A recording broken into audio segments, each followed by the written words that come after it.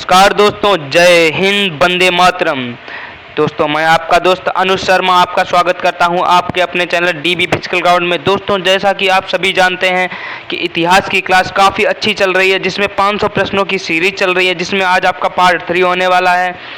तो दोस्तों, आप हमारे चैनल को लाइक, सब्सक्राइब एंड शेयर अवश्य करें। चलिए शुरू करते हैं आज के प्रश्नों को। प्रश्न नंबर 51, जलियांवाला बाग की दुर्घटना किस सन में हुई?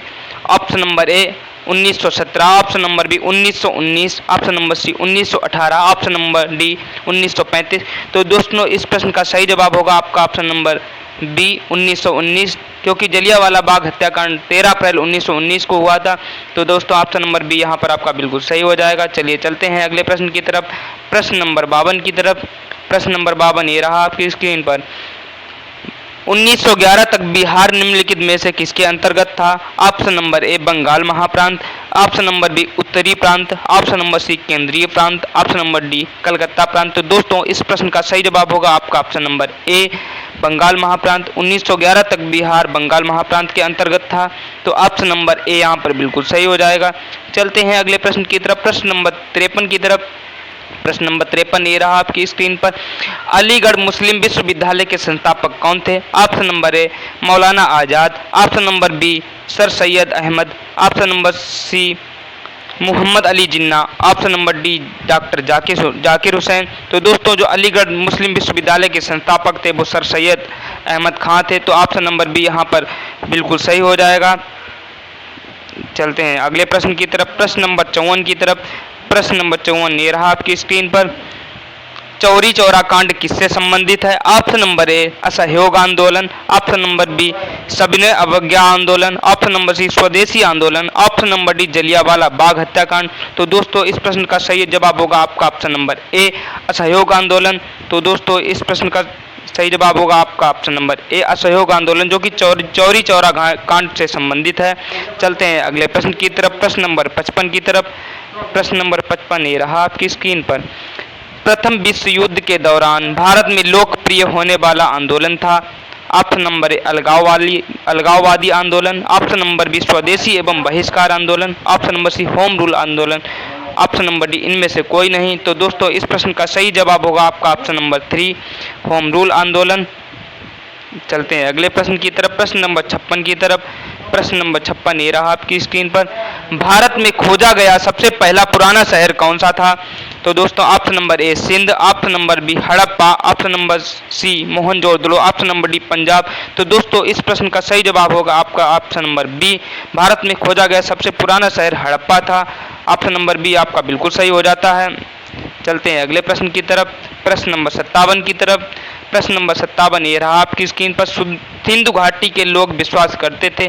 ऑप्शन नंबर ए मातृशक्ति, ऑप्शन नंबर बी कर्मकांड, ऑप्शन नंबर सी आत्मा, ऑप्शन नंबर डी इनमें से कोई नहीं। तो दोस्तों, सिंधु घाटी सभ्यता के लोग मातृशक्ति में विश्वास रखते थे। तो ऑप्शन नंबर ए यहाँ पर बिल्कुल सही हो जाएगा आपका। चलते हैं अगले प्रश्न की तरफ, प्रश्न नंबर 58 की तरफ। प्रश्न नंबर 58 ये रहा आपकी स्क्रीन पर। आर्य शब्द का शाब्दिक अर्थ है। ऑप्शन नंबर ए वीर, ऑप्शन नंबर बी श्रेष्ठ या कुलीन, ऑप्शन नंबर सी विद्वान, ऑप्शन नंबर डी योद्धा। तो दोस्तों, आर्य शब्द का शाब्दिक अर्थ होता है श्रेष्ठ या कुलीन। तो ऑप्शन नंबर बी बिल्कुल सही होता है आपका। चलते हैं अगले प्रश्न की तरफ, प्रश्न नंबर 59 की तरफ। प्रश्न नंबर 59 ये रहा आपकी स्क्रीन पर। निम्नलिखित में से किस फसल का ज्ञान वैदिक काल के लोगों को नहीं था? ऑप्शन नंबर ए चावल, ऑप्शन नंबर बी गेहूं, ऑप्शन नंबर सी तंबाकू, ऑप्शन नंबर डी ये सभी। तो दोस्तों, जो वैदिक काल के लोगों को तंबाकू का ज्ञान नहीं था। तो ऑप्शन नंबर सी यहाँ पर आपका बिल्कुल सही होता है। चलते हैं अगले प्रश्न की तरफ, प्रश्न नंबर 60 की तरफ। प्रश्न नंबर 60 ये रहा आपकी स्क्रीन पर। वैदिक गणित का महत्वपूर्ण अंग है। Option number A Upanishad, option number B Atharvaveda, option number C Shulba Sutra, option number D Shatapatha Brahmana. तो आपका ऑप्शन नंबर यहाँ पर सी बिल्कुल सही हो जाएगा, शुल्ब सूत्र, जो कि वैदिक गणित का महत्वपूर्ण अंग है। ऑप्शन नंबर सी यहाँ पर आपका बिल्कुल सही होता है। चलते हैं अगले प्रश्न की तरफ, प्रश्न नंबर 61 की तरफ। प्रश्न नंबर 61 ये रहा आपकी स्क्रीन पर। किस वेद में प्राचीन वैदिक युग की संस्कृति के बारे में सूचना दी गई है? Option number A Rigveda, option number B Samaveda, option number C Atharvaveda, option number D इनमें से कोई नहीं। तो दोस्तों, इस प्रश्न का सही जवाब होगा आपका ऑप्शन नंबर ए ऋग्वेद।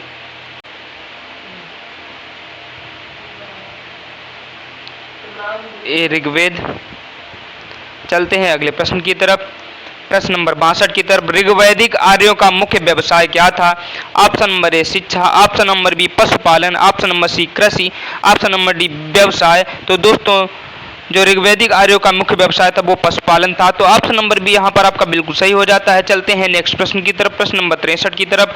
प्रश्न नंबर 63 ये रहा आपकी स्क्रीन पर। भारतीय संगीत का आदि ग्रंथ किसे कहा जाता है? Option number A Samaveda, option number B Rigveda, option number C Atharvaveda, option number D Yajurveda. तो दोस्तों इस प्रश्न का सही जवाब होगा आपका ऑप्शन नंबर ए, भारतीय संगीत का आदि ग्रंथ सामवेद को कहा जाता है। तो ऑप्शन नंबर यहाँ पर बिल्कुल ए बिल्कुल सही होता है। चलते हैं अगले प्रश्न की तरफ। प्रश्न नंबर 64 की तरफ। प्रश्न नंबर 64 ये रहा आपकी स्क्रीन पर। प्रथम विधि निर्माता कौन है? Option number A Seleucus, option number B Chanakya, option number C Manu, option number D इनमें से कोई नहीं। तो दोस्तों जो प्रथम विधि निर्माता थे वो मनु को माना जाता है। तो ऑप्शन नंबर सी यहाँ पर बिल्कुल सही होगा। चलते हैं अगले प्रश्न की तरफ। प्रश्न नंबर 65 की तरफ। प्रश्न नंबर 65 ये रहा आपकी स्क्रीन पर। कृष्ण भक्ति और प्रथम प्रधान ग्रंथ कौन सा है? Option number A Geet Govind, option number B Mahabharat, option number B Shrimad Bhagavat Gita, option number D इनमें से कोई नहीं। तो दोस्तों कृष्ण भक्ति का प्रथम और प्रधान ग्रंथ श्रीमद् भगवत गीता है। तो ऑप्शन नंबर सी यहाँ पर बिल्कुल सही हो जाएगा आपका। चलते हैं अगले प्रश्न की तरफ। प्रश्न नंबर 66 की तरफ। प्रश्न नंबर 66 ये रहा आपकी स्क्रीन पर। ऋग्वेद में संपत्ति का प्रमुख रूप क्या है? ऑप्शन नंबर ए भूमि, ऑप्शन नंबर बी गोधन, ऑप्शन नंबर बी गोधन और भूमि, ऑप्शन नंबर डी इनमें से कोई नहीं। तो दोस्तों जो ऋग्वेद की संपत्ति थी वो गोधन थी, जो कि सबसे प्रमुख थी। तो ऑप्शन नंबर बी बिल्कुल सही हो जाएगा। चलते हैं अगले प्रश्न की तरफ। प्रश्न नंबर 67 की तरफ। प्रश्न नंबर 67 ये रहा आपकी स्क्रीन पर। पुराणों की संख्या कितनी है? Option number A 20, option number B 16, option number C 18, option number D 11। तो दोस्तों जो पुराणों की संख्या मानी जाती है वो 18 मानी जाती है। तो आपका ऑप्शन नंबर सी बिल्कुल सही हो जाएगा। चलते हैं अगले प्रश्न की तरफ। प्रश्न नंबर 68 की तरफ। प्रश्न नंबर 68। वैदिक धर्म का मुख्य लक्षण इनमें से किसकी उपासना था? Option number A Pashupati, option number B प्रकृति, ऑप्शन नंबर सी माता, ऑप्शन नंबर डी त्रिमूर्ति। तो दोस्तों जो वैदिक धर्म का मुख्य लक्षण प्रकृति की उपासना करना था। तो ऑप्शन नंबर बी बिल्कुल सही हो जाएगा। चलते हैं अगले प्रश्न की तरफ। प्रश्न नंबर 69 की तरफ। प्रश्न नंबर 69 ये रहा आपकी स्क्रीन पर। किस देवता के लिए ऋग्वेद में पुरंदर शब्द का प्रयोग हुआ है? Option number A Varun, option number B Indra, option number C Ram, option number D Krishna. तो दोस्तों इंद्र देवता जो कि इसका बिल्कुल सही ऑप्शन होगा आपका ऑप्शन नंबर बी, इंद्र देवता के लिए पुरंदर शब्द का प्रयोग हुआ है ऋग्वेद में। चलते हैं अगले प्रश्न की तरफ। प्रश्न नंबर 70 की तरफ। शुल्ब सूत्र किस विषय से संबंधित पुस्तक है? ऑप्शन नंबर ए गणित, option number B Sanskrit, option number C ज्योतिष, ऑप्शन नंबर डी ज्यामिति। तो दोस्तों जो शुल्ब सूत्र है वो ज्यामिति से संबंधित पुस्तक है। तो ऑप्शन नंबर डी बिल्कुल सही होगा आपका। चलते हैं अगले प्रश्न की तरफ। प्रश्न नंबर 71 की तरफ। अस्तोमा सदगमय कहाँ से लिया गया है? Option number A Atharvaveda, option number B Yajurveda, option number C Rigveda, option number D Upanishad. तो दोस्तों इस प्रश्न का सही जवाब होगा आपका ऑप्शन नंबर सी ऋग्वेद, क्योंकि जो अस्तोमा सदगमय है ऋग्वेद से लिया गया है। तो दोस्तों आपका ऑप्शन नंबर सी यहाँ पर बिल्कुल सही हो जाएगा। चलते हैं अगले प्रश्न की तरफ। प्रश्न नंबर 72 की तरफ। धर्मशास्त्रों में भू राजस्व की दर क्या है? Option number A 1/2, option number B 1/4, option number C 1/6, option number D 1/5। तो दोस्तों जो धर्म शास्त्रों में भू राजस्व की दर है वो 1/6 है। तो आपका ऑप्शन नंबर सी यहाँ पर बिल्कुल सही हो जाएगा। चलते हैं अगले प्रश्न की तरफ। प्रश्न नंबर 73 की तरफ। प्रश्न नंबर 73। प्राचीन भारत में निष्क नाम से क्या जाने जाते थे? ऑप्शन नंबर ए तांबे, ऑप्शन नंबर बी स्वर्ण आभूषण, ऑप्शन नंबर सी चांदी, ऑप्शन नंबर डी इनमें से कोई नहीं। तो दोस्तों इस प्रश्न का सही जवाब होगा स्वर्ण आभूषण प्राचीन भारत में निष्क नाम से जाने जाते थे। तो ऑप्शन नंबर बी यहाँ पर आपका बिल्कुल सही होता है। चलते हैं अगले प्रश्न की तरफ। प्रश्न नंबर 74 की तरफ। प्रश्न नंबर 74 ये रहा आपकी स्क्रीन पर। योग दर्शन के प्रतिपादक हैं। Option number A Gautam, option number B Chanakya, option number C Vidur, option number D Patanjali. तो दोस्तों योग दर्शन के जो प्रतिपादक हैं वो पतंजलि हैं। तो ऑप्शन नंबर डी यहाँ पर बिल्कुल सही होगा। चलते हैं अगले प्रश्न की तरफ। प्रश्न नंबर 75 की तरफ। प्रश्न नंबर 75 ये रहा आपकी स्क्रीन पर। आरंभिक वैदिक साहित्य में सर्वाधिक वर्णित नदी है। Option number A Sindhu, option number B Ganga, option number C Yamuna, option number D Saraswati. तो दोस्तों आरंभिक वैदिक साहित्य में सर्वाधिक बड़ी नदी सिंधु है, तो ऑप्शन नंबर ए बिल्कुल सही होगा। तो दोस्तों आज के लिए बस इतने ही प्रश्न थे। चलिए मिलते हैं अगली क्लास में। जय हिंद, वंदे मातरम।